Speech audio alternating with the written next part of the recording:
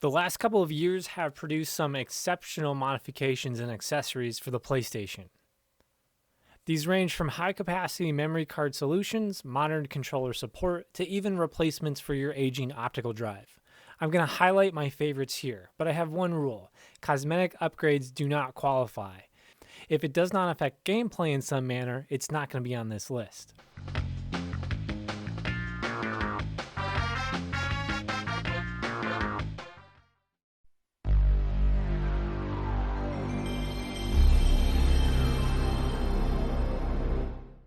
The RetroTink will convert component, S-video, and composite signals from retro consoles to a modern digital display.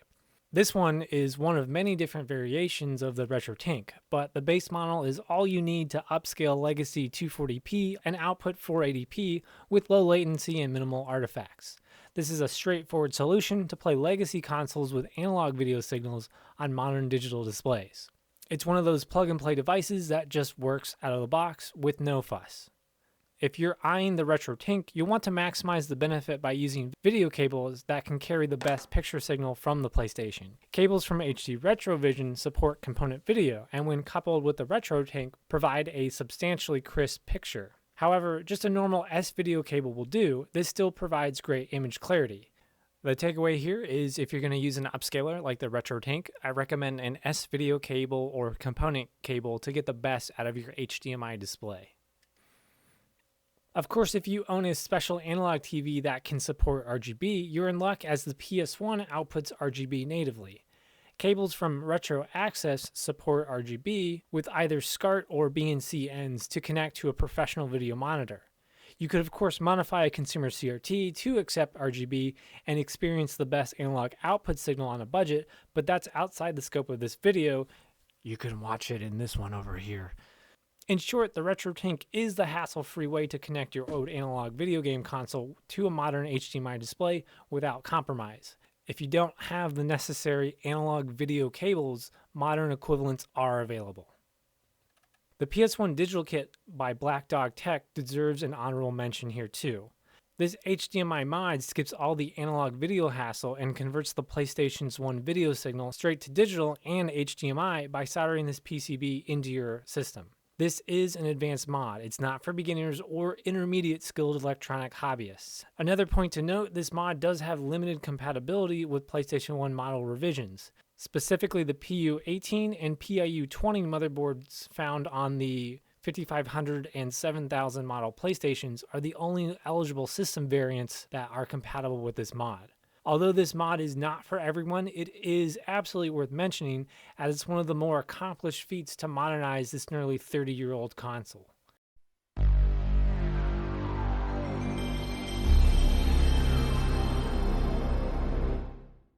The Wingman converter simply solves that problem, replacing the first two generations of aging PlayStation controllers with modern equivalents.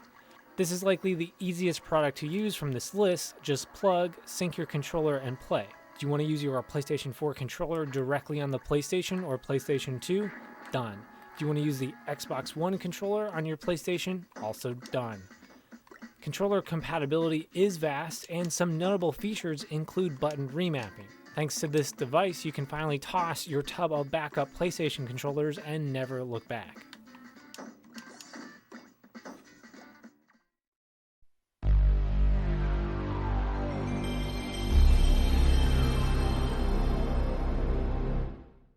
The Brook Zero Pi fighting board is a very versatile accessory for building your own arcade control panels or fight sticks. The first three PlayStation generations are supported along with the Nintendo Switch and HID USB support for PC compatibility.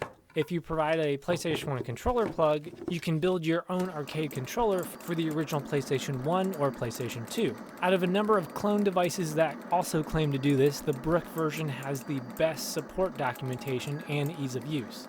I also appreciate the screw terminals on the printed circuit board. That makes building said fight stick much easier for beginners, and I've used a number of these in my console arcades.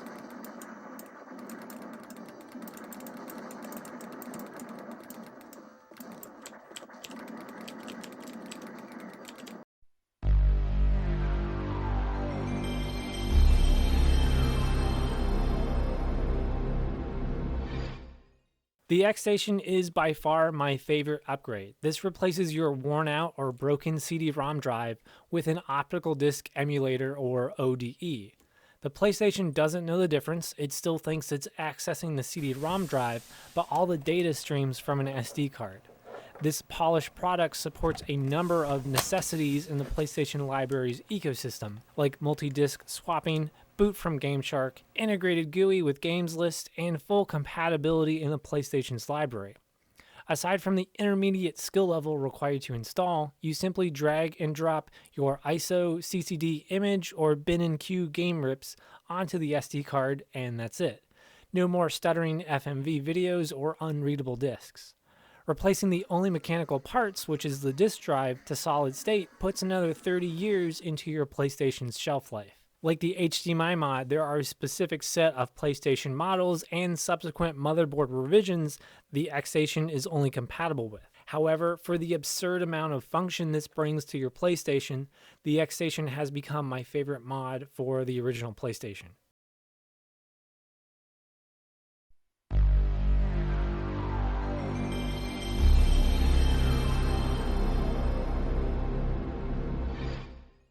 The popularity of the Xstation has also bled into other projects too. If you're tired of juggling an obscene amount of memory cards for your PlayStation, you can have the micro SD card equivalent memory card with the Memcard Pro. The Memcard Pro is a single slot multi-channel memory card. The truth is, with modern SD cards in the gigabyte capacities, this is comparatively an infinite amount of storage in PlayStation 1 memory cards. On board is an ESP32 that can function as a Wi-Fi enabled FTP server to manage and even back up your save game files. But most notable is the cross-compatibility with the Xstation.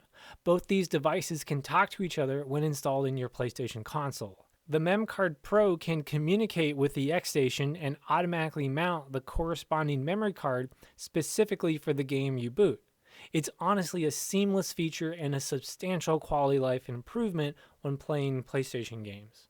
Both the Memcard Pro and the Xstation are the rare example of a sum greater than their parts.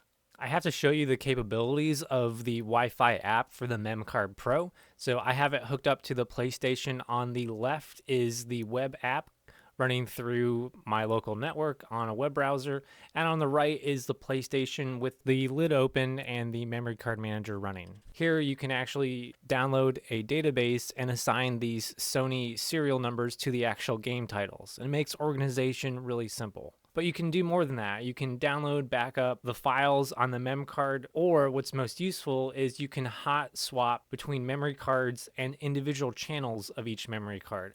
So right now I'm just switching between memory cards, and with the PlayStation's memory card manager, you can actually look at the memory card loading and observe your files. This is really handy if you've simply forgotten which memory card you saved your game file. You can quickly go through, find it, you can move it around, back it up, and view all its contents on the fly. It's really handy. There's a lot of features built into the Memcard Pro that really solves any headaches that juggling lots of memory cards used to have.